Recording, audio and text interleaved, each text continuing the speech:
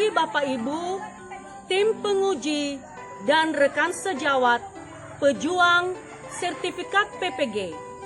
Saya atas nama Relani Darmawati Lase STH, guru SMP Negeri 1 Ulu Moro'o, sekaligus mahasiswa PPG dalam jabatan IAKN Ambon tahun 2021.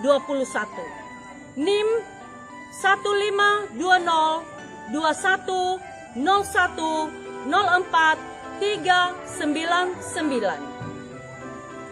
Izinkanlah saya melaksanakan UKIN UKM PPG praktek pembelajaran di SMP Negeri 1 Ulu Moro'o, Kabupaten Nias Barat.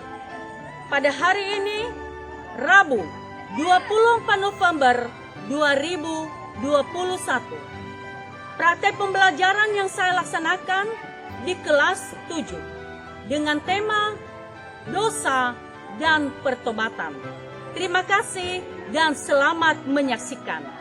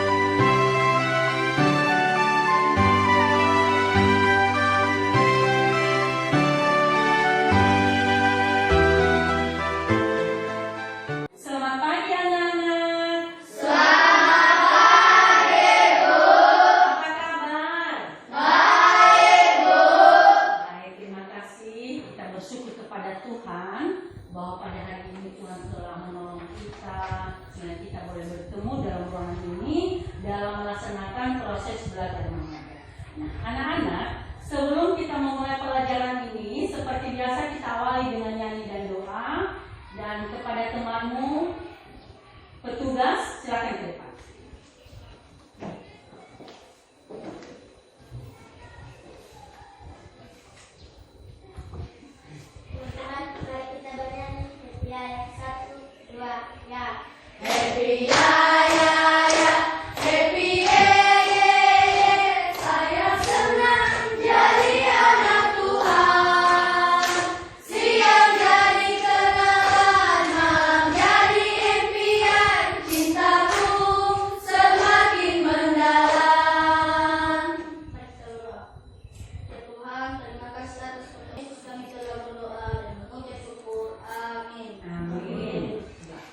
Baik anak-anak, Ibu akan cek kehadiran anak-anak pada hari ini. Apakah semua hadir? Hadir, Bu. Tidak ada yang sakit? Tidak, Bu. Baik, terima kasih. Jadi kita harus tetap jaga kesehatan agar bisa ke sekolah. Baik anak-anak, sebelum kita masuk pada materi yang baru, maka Ibu akan mengingatkan pelajaran minggu lalu. Ibu akan bertanya, apa yang menjadi judul materi kita minggu lalu?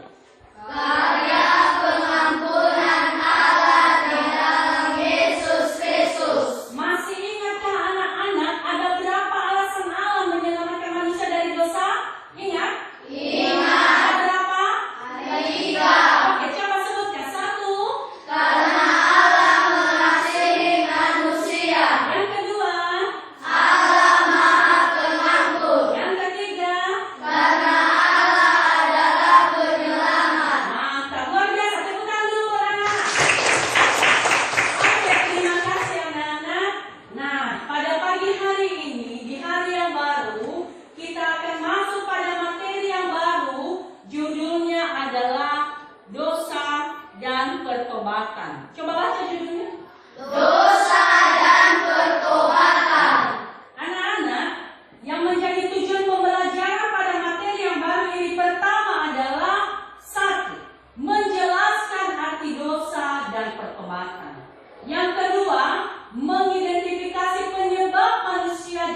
ke dalam dosa. Dan ketiga adalah menjelaskan akibat dari dosa.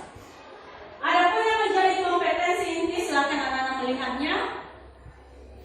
Dan yang menjadi kompetensi dasar dan indikator pencapaian kompetensi, anak-anak membacanya di atas, sudah ditayangkan. Nah, anak-anak, dari materi yang baru yang judulnya tadi adalah tentang dosa dan pertobatan. Ibu akan bertanya, apakah anak-anak pernah mendengar kata dosa? Pernah. Pernah berbuat dosa? Pernah. Berarti anak-anak bisa tahu apa yang dimaksud dengan dosa? Bisa? Bisa. Pernah berbuat dosa kan? Pernah. Nah, apa arti dosa? Siapa yang bisa menjelaskan apa arti dosa? Saya, Bu. Ya, silakan Mentari. Dosa adalah perbuatan jahat. Dosa adalah perbuatan jahat. Bagus, tepuk tangan buat Mentari. Ya, di antara teman-teman masih ada lagi yang bisa menjelaskan apa itu dosa? Saya, Bu. Silakan, Erel. Dosa adalah sebuah kesalahan. Sebuah kesalahan. Tepuk tangan. Anak-anak itu luar biasa, sangat pintar. Nah, anak-anak, dosa dalam bahasa Yunani adalah hamartia. Coba sebutkan. Hamartia. Nah, apa arti dosa? Dosa itu adalah pelanggaran terhadap perintah Allah. Sudah ada perintah Allah, tapi dilanggar oleh manusia. Apa contohnya? Contoh dari dosa itu adalah seperti mencuri, seperti berbohong dan lain-lain. Anak-anak pernah mencuri? Pernah. Jujur ya. Anak-anak pernah berbohong? Pernah. Berbohong kepada siapa? Guru atau orang tua? Pernah. Jangan. Pengertian dosa yang kedua adalah tidak melakukan perintah. Baik anak-anak, sekarang ibu akan mengajak anak-anak untuk melihat kronologis saat manusia jatuh ke dalam dosa. Di sini ibu telah menayangkan sebuah gambar dan di atas anak-anak telah melihat ada Manusia. Manusia ini adalah manusia pertama di Taman Eden. Siapa namanya? Adam dan Hawa. Nah, manusia pertama ini Tuhan tempatkan di Taman Eden. Di dalam taman itu, Tuhan telah menyediakan semua kebutuhan manusia. Tuhan mengatakan kepada manusia itu begini, bahwa semua pohon di dalam taman ini boleh dimakan. Tetapi pohon pengetahuan tentang yang baik dan yang jahat itu jangan kau makan, karena kamu pasti akan mati. Jadi Tuhan membebaskan manusia di dalam taman ini untuk menikmati segala jenis makanan di dalam pohon itu, tapi satu yang tidak boleh adalah tentang pohon pengetahuan tentang yang baik dan yang jahat. Jadi hanya satu pohon yang dilarang oleh Tuhan kepada manusia. Nah, hidup manusia di Taman Eden itu adalah sangat bahagia pada saat itu. Sangat bahagia kenapa? Karena Allah telah memberikan segala kebutuhan, sehingga hidup manusia ini hidup berkecukupan, tidak ada yang kurang, karena sudah Tuhan sediakan semuanya. Dan manusia pertama ini adalah sangat bergaul akrab dengan Tuhan.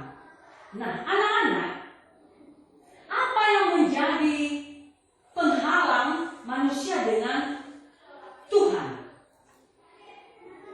Pada suatu hari ada sebuah ular. Ular ini memperdaya Hawa, yang perempuan tadi.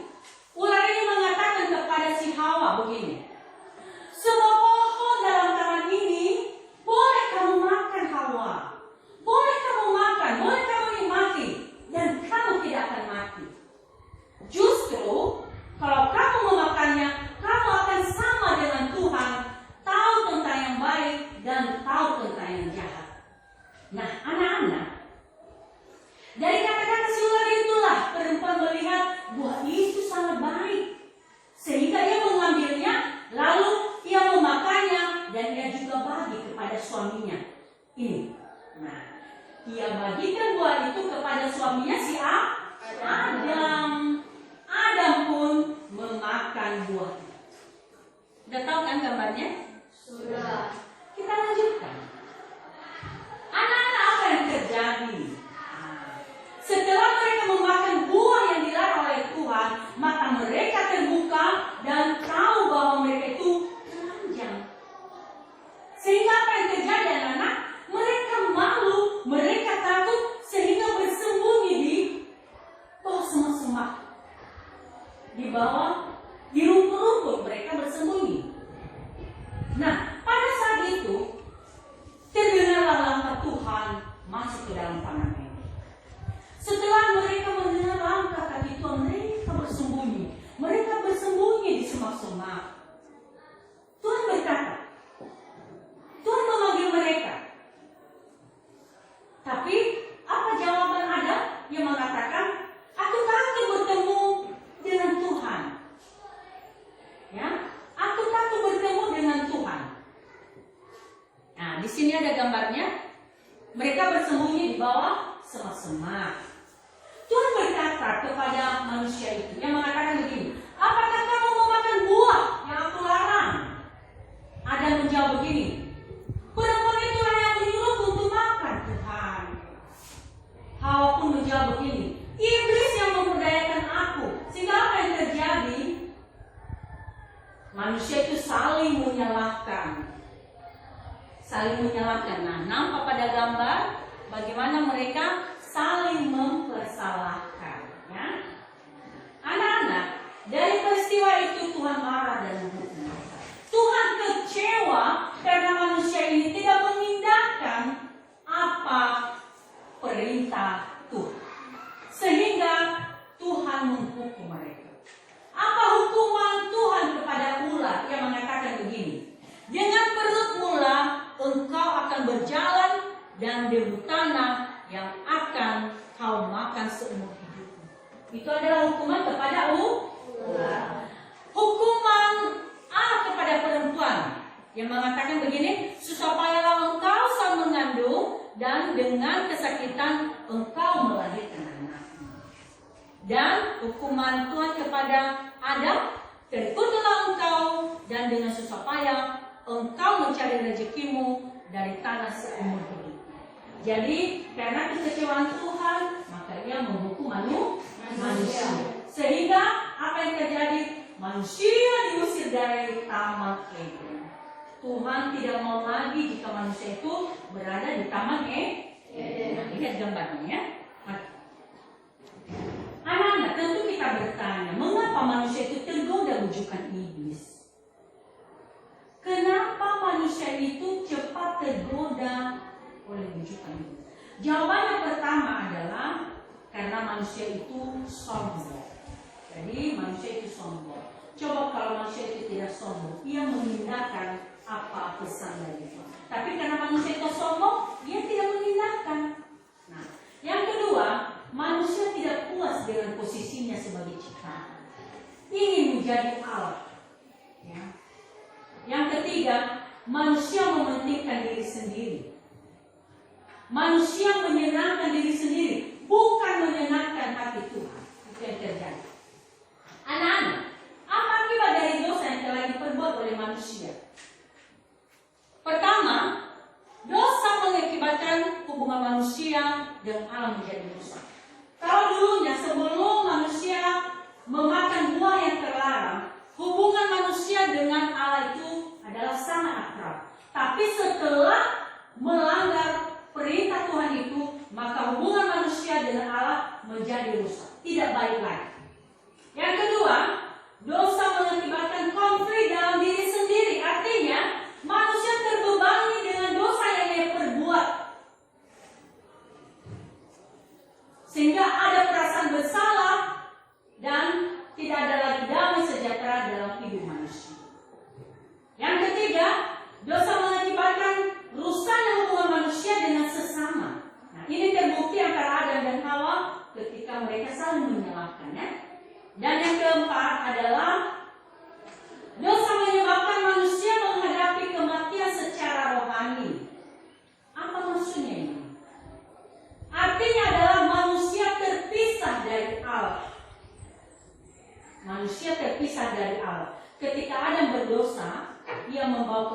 rohani bagi umat manusia. Artinya hubungan manusia dengan Allah sudah tidak baik lagi, sudah tidak harmonis lagi, terpisah dengan Allah oleh akibat dari dosa.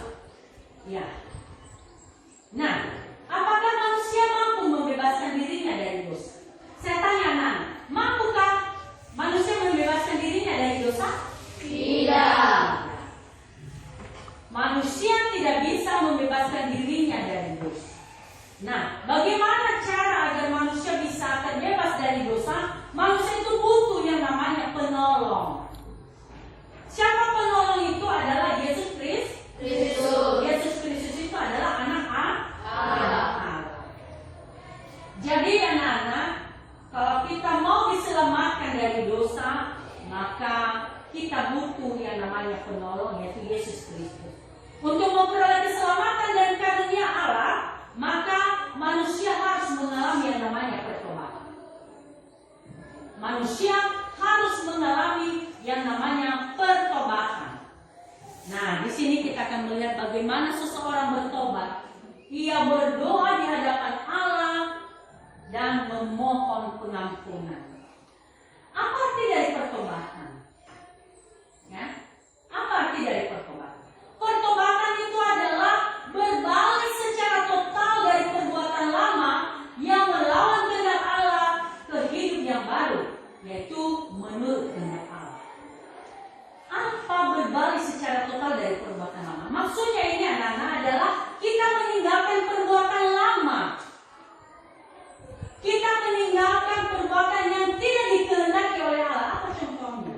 Contohnya tadi sudah kita sampaikan tadi di materi. Contoh dari dosa itu, contohnya misalnya membunuh. Segala perbuatan dosa yang tidak diinginkan oleh Tuhan, maka kita tinggalkan. Kita tinggalkan agar kita menjadi manusia baru. Nah, itulah anak-anak pelajaran kita pada hari ini tentang dosa dan pertobatan. Nah, apakah ada pertanyaan dari anak-anak? Tidak. Kalau tidak, maka kita akan bentuk diskusi. Kita akan diskusi secara berkelompok. Silakan anak-anak kembali ke kelompoknya.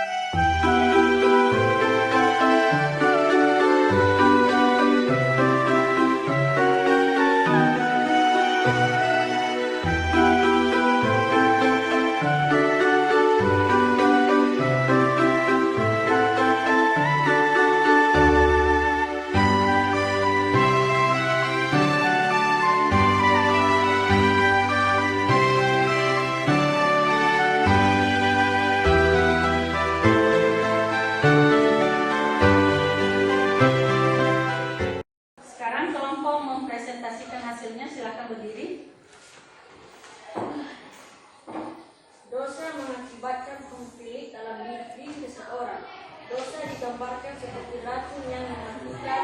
Dosa meracuni seluruh sistem dalam diri kita. Hati kita menjadi ternoda oleh dosa, sifat alami menjadi rusak. Kita terbebani dengan perasaan bersalah dan damai secara gila dari hidup manusia. Contohnya ketika melakukan kesalahan yang tidak diketahui oleh orang lain, namun selalu dikejar oleh rasa bersalah. Terima kasih. Tepuk tangan untuk kelompok.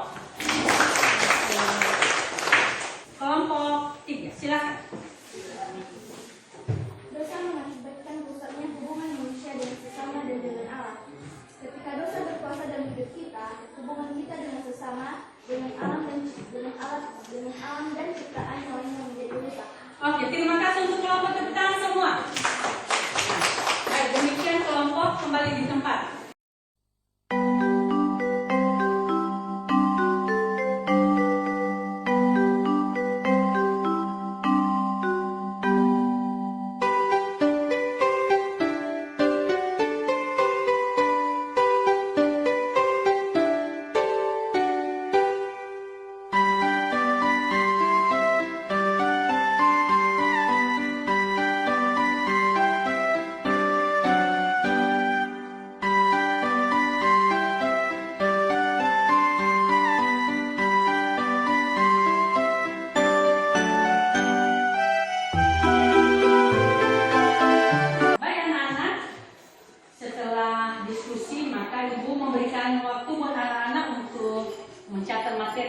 sediakan. Silakan catat materinya, silakan.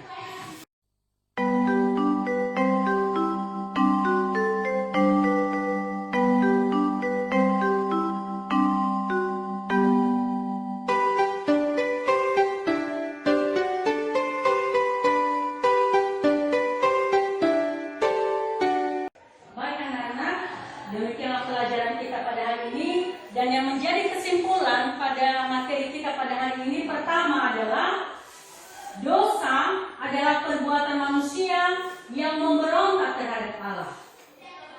Akibat dari pemberontakan itu menyebabkan hubungan di antara Allah dan manusia menjadi rusak dan manusia mengalami kematian rohani.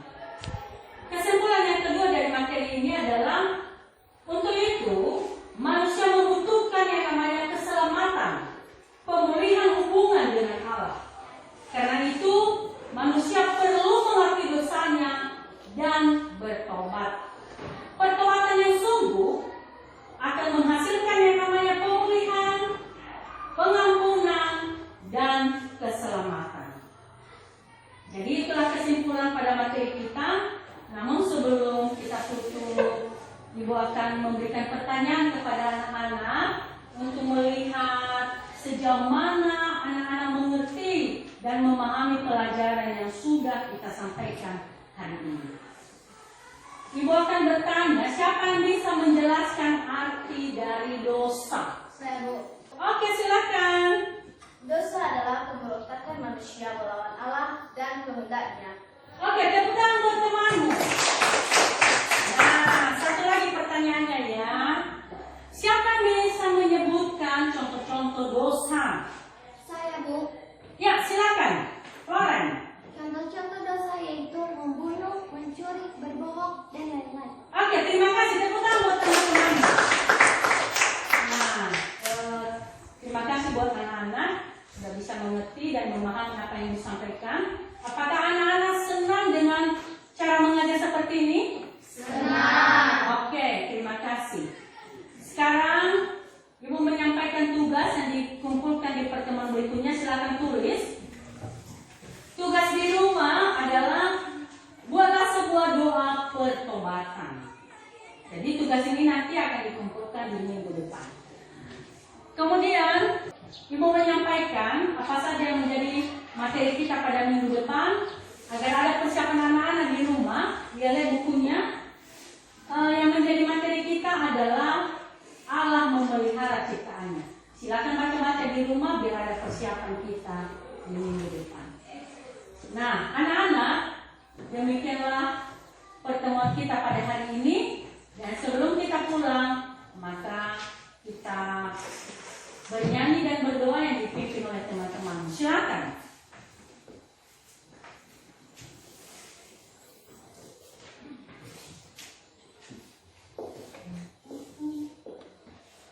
Teman-teman, mari kita bernyanyi Bapa terima kasih.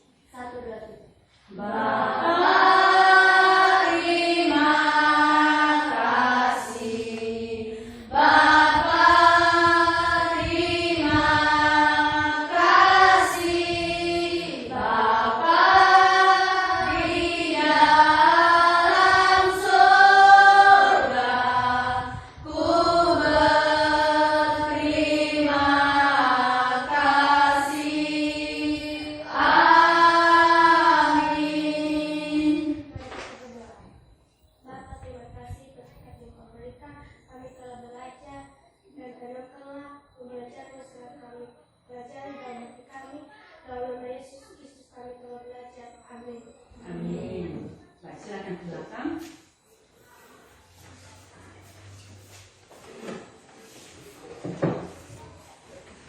Baik anak-anak,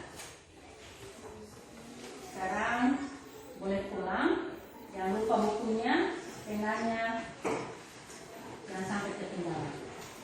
Ya, silakan.